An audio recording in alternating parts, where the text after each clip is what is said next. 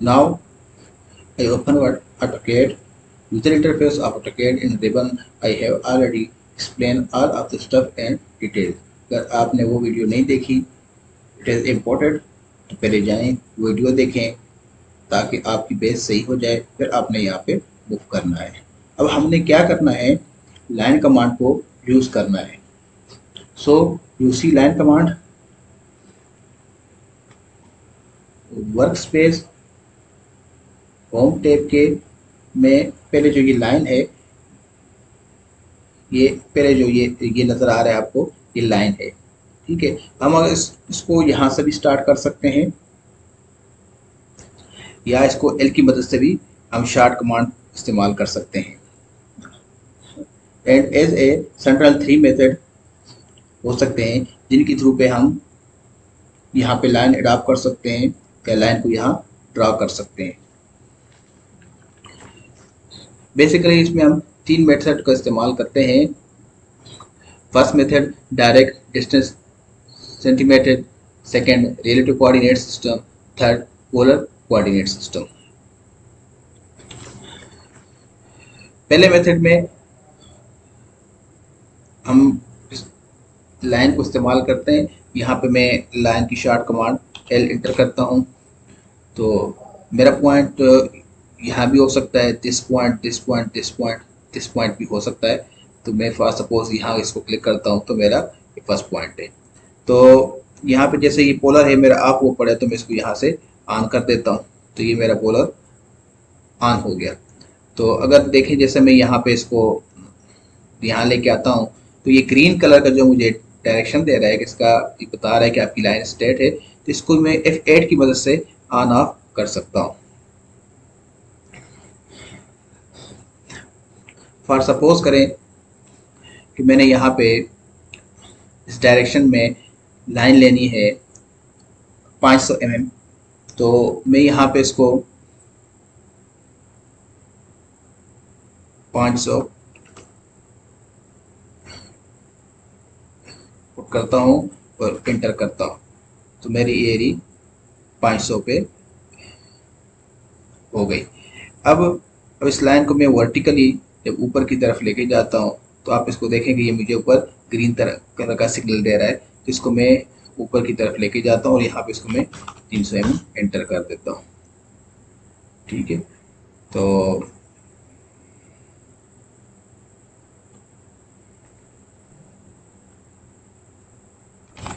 Again मैं यहाँ से सेकेंड पॉइंट की तरफ जाता हूँ। फर्स्ट पॉइंट मेरा यहाँ पे सिलेक्ट हो गया। अब सेकेंड पॉइंट की तरफ जाता हूँ, तो यहाँ पे मैं 500 अगेन दे देता हूँ।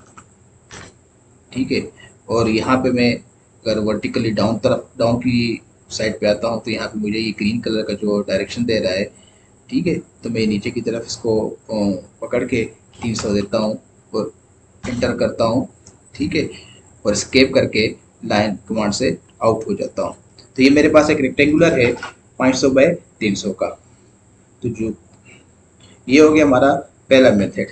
सेकंड मेथड जो हमारा है वो है हमारा रिलेटिव कोऑर्डिनेट सिस्टम। नाउ अब हम जो नेक्स्ट मेथड यूटिलाइज करने जा रहे हैं वो है पोलर कोऑर्डिनेट सिस्टम, जिसके थ्रू हम लाइन को यहाँ ड्रा कर सकते हैं। लेट सपोज मैं यहाँ पे लाइन कमांड को इस्तेमाल करता हूँ, जिसकी शार्ट कमांड एल इंटर, और इसको मैं पहला कोऑर्डिनेट है इसको हम 0 और 0 एंटर कर देता हूँ। तो ये मेरे पास जो ये पॉइंट आ गया ये 0 0 हो गया। सो आगे की तरफ चलते हैं। अब यहाँ पे मैंने इसको नेक्स्ट कोऑर्डिनेट देना है, तो यहाँ पे मैं @ का सिंबल डालूंगा, तो शिफ्ट जब 2 को प्रेस करूंगा तो @ का सिंबल आ जाएगा। अब इसको हमने नेक्स्ट पॉइंट की तरफ जाना है, तो यहाँ हमारा y जो है वो 0 रहेगा और x हमारा 5 हो जाएगा। तो मैं इसको वैल्यूज देता हूँ 500 व 0, एंटर हो गया। ठीक है, अब जब मैं नेक्स्ट पॉइंट की तरफ जाऊंगा तो ये वाला जो मेरा पॉइंट है ये 0,0 कंसीडर होगा। नेक्स्ट पॉइंट की तरफ चलता हूँ, तो यहाँ पे अगेन मैं @ सिंबल डाला और यहाँ पे मैंने दिया 0,300। ठीक हो गया। अब जिस तरह मैं अगेन नेक्स्ट पॉइंट की तरफ जाऊंगा तो ये वाला पॉइंट जो है ये मेरा 0,0 कंसीडर होगा। तो यहाँ पे मेरा अब जो वैल्यू है x की वो माइनस की तरफ आएगी। सो यहाँ पे मैं एट द रेट का सिंबल डालता हूँ और यहाँ पे मैं -500 हुआ 0 एंटर करता हूँ तो मैं नेक्स्ट पॉइंट की तरफ आ गया। अब अगेन मैं नेक्स्ट पॉइंट की तरफ जाता हूँ तो यहाँ पे मैं इसको एंटर भी कर सकता हूँ। अगर वैल्यू देना चाहूँ तो इसको मैं वैल्यू भी दे सकता हूँ। तो मैं इसको वैल्यू देता हूँ। तो यहाँ पे मैं शिफ्टों की मदद से एट द रेट का सिंबल डालता हूँ और यहाँ पे मैं 0,-300 आता हूँ और एंटर करता हूँ तो ये मेरा रेक्टेंगुलर कंप्लीट हो गया। अब स्केप की मदद से मैं लाइन से आउट होता हूँ। स्केप किया। ये जो था हमारा ये रिलेटिव कोऑर्डिनेट सिस्टम था, ये था सेंटीमेथड सिस्टम। और अभी हम जो करेंगे वो होगा हमारा पोलर कोऑर्डिनेट सिस्टम।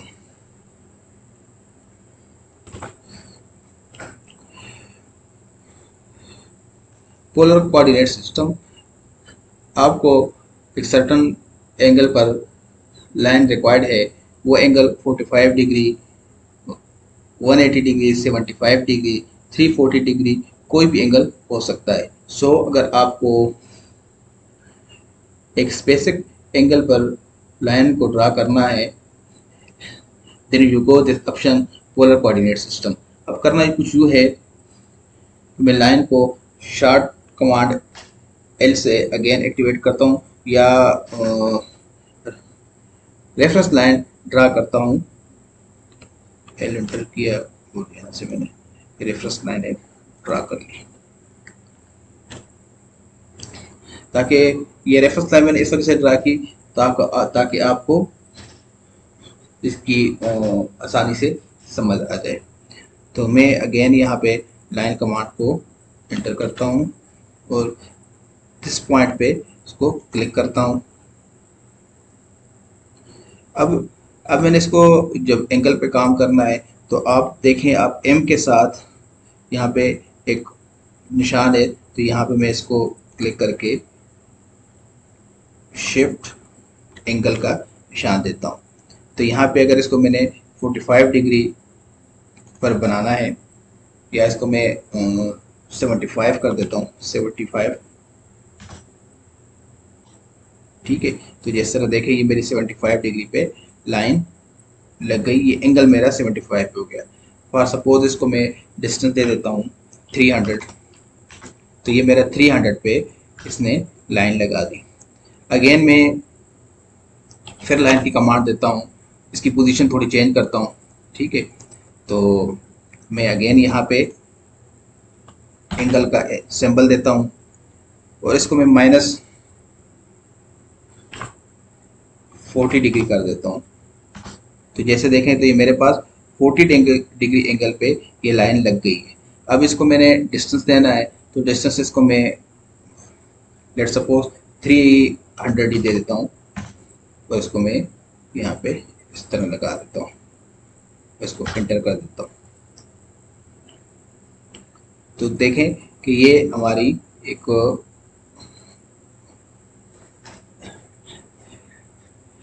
ट्रायंगल शिकल की एक शेप बन गई। तो ये 3 मेथड हम बेसिकली इस्तेमाल करते हैं। फर्स्ट मेथड हो गया डायरेक्ट डिस्टेंस सेंटी मेथड, सेकेंड हो गया रिलेटिव कोऑर्डिनेट सिस्टम और ये हो गया पोलर कोऑर्डिनेट सिस्टम। सो मैंने लाइन कमांड में आपको डिटेल में समझाया और होपफुली आपको चीज़ों की समझ आई होगी। नेक्स्ट ट्यूटोरियल में हम आपको सर्कल कमांड के को यूटिलाइज करना बताएंगे, जैसे कि आप देख सकते हैं। ठीक है। Different method in all the draw circle various. So हम देखेंगे कि हम सर्कल को यहाँ पर ऐड कर सकते हैं। with this various method